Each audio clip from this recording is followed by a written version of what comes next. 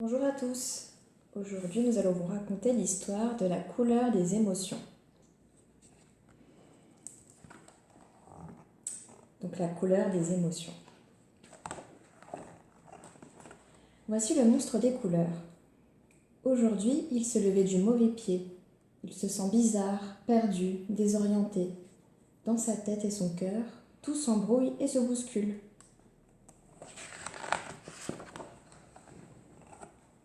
« Mais qu'est-ce que tu fabriques ?» lui dit son amie la petite fille. « Te voici tout barbouillé. Tu t'es encore emmêlé les pinceaux ?»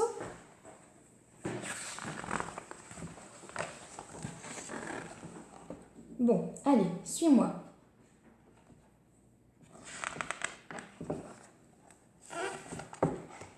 Regarde-moi cette pagaille.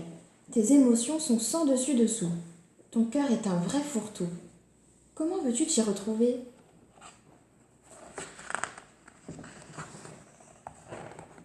Je vais te donner un conseil. Tes émotions, commence par les séparer, puis range-les chacune dans un flacon étiqueté. Ainsi, tu y verras plus clair. Si tu veux, je peux t'aider à les reconnaître et à y mettre de l'ordre pour que tu retrouves ton bien-être. D'accord ?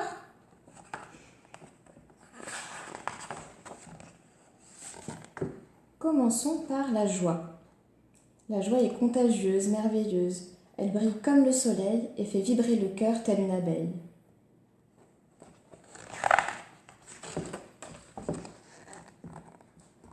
Quand tu es joyeux, tu as envie de rire, de sauter, de jouer, de danser, et tu veux partager ta gaieté avec ceux que tu aimes, avec le monde entier.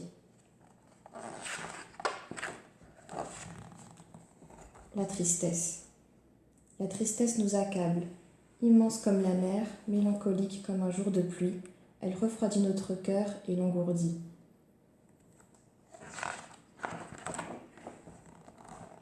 Quand tu es triste, tu n'as envie de rien. Si quelqu'un te manque, tu te sens seul, abandonné. Parfois, des larmes coulent de tes yeux.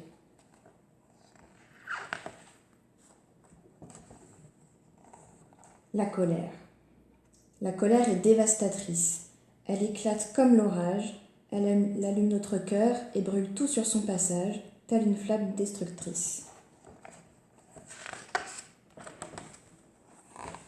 Quand tu es en colère, tu as l'impression d'exploser. Tu déverses ta rage sur les autres.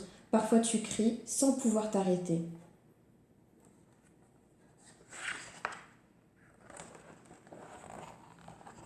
La peur. La peur est lâche, sournoise. Elle étouffe notre cœur comme un serpent. Elle se cache dans la nuit tel un voleur.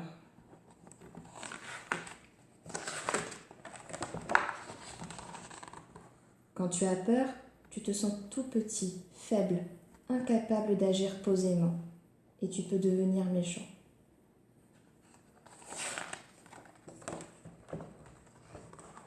La sérénité. La sérénité nous berce. Elle est douce comme une maman, légère comme une feuille au vent.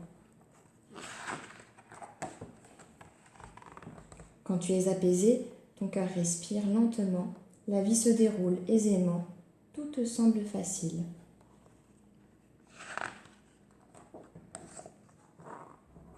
Voilà les émotions qui te submergeaient ce matin.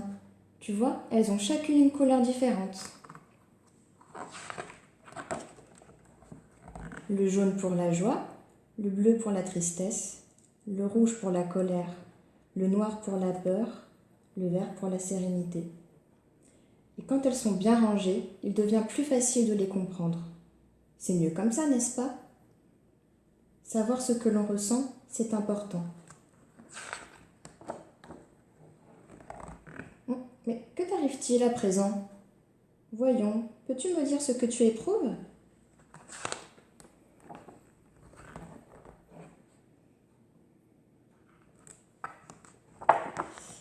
C'est la fin de l'histoire de la couleur des émotions. Et vous aussi à la maison, n'hésitez pas à parler de ce que vous ressentez, de parler de vos émotions. On va vous proposer des supports qui peuvent permettre d'en parler peut-être plus facilement que juste avec les mots. Pour faire suite à la lecture du livre La couleur des émotions, nous vous proposons quelques idées de supports et de jeux pour continuer à parler et à s'amuser autour des émotions, notamment en cette période particulière où les émotions peuvent être plus fortes et plus difficiles à contenir et à comprendre. Jouer autour des émotions peut permettre de les exprimer et de se les représenter. Le jeu est la manière la plus spontanée pour les enfants d'exprimer leurs émotions. Alors, vous avez la possibilité de télécharger les cartes émotions, là, sur le site bougribouillon.fr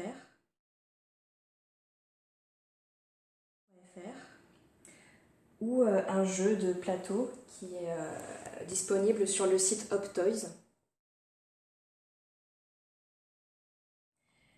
Et puis il y a d'autres façons de jouer également, avec peut-être des jeux que vous avez à la maison, comme des poupées, des dinettes, des petits personnages, des livres aussi qui en parlent et qui peuvent permettre de jouer, d'imiter les émotions, de les mimer ensemble.